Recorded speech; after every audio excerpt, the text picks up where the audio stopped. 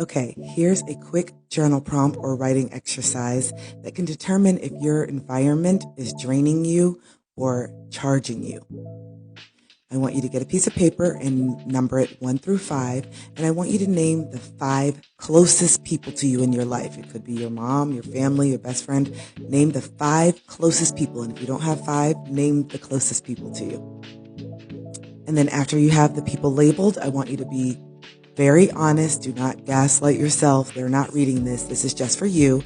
But I want you to put next to each person's name whether they drain you when you're around them or do they invigorate and charge you when you're around them. And this is going to be a clear indication if your environment is what's keeping you stuck, if your environment is what's draining you, if your environment is not conducive to where you are currently trying to go. A lot of us have not really paid attention to how certain people's energy makes us feel. Or we do notice it, but we just kind of sweep it under the rug. So if you have a friend and every time you get done hanging out with them, you feel sad, you feel uninspired, you feel negative, that means something.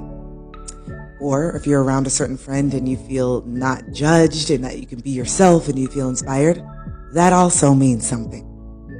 So what I'm getting at here is that our environment, the 5 closest people to us, really make an impact on our success, our growth, and our evolution. So if we are continuing to surround ourselves with people that drain us, that don't inspire us, that don't promote healthy growth, it's really hard to thrive. It's just like a plant or a flower. If they're not growing in the certain spot that you have them in, you don't just yank them out of the pot. You simply pick up the pot and move it somewhere else that's more conducive to the plant's growth and health. Some of you need more sunshine to grow, but you are constantly surrounding yourself with rain clouds. And that's not to say that we don't also need the more duality in the cloudy days and the rain. As we know, plants need rain and sunshine to grow. But when it's constant rain, constant storms, you're going to drown. You cannot have true elevation without some form of separation, and some of the people that are in your life do not really want you to thrive like you think they do.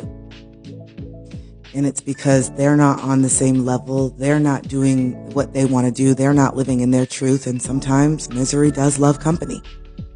So take inventory on the 5 closest people in your life and get honest whether you need to have a conversation or you may need to kind of go your separate way in order to do what you need to do.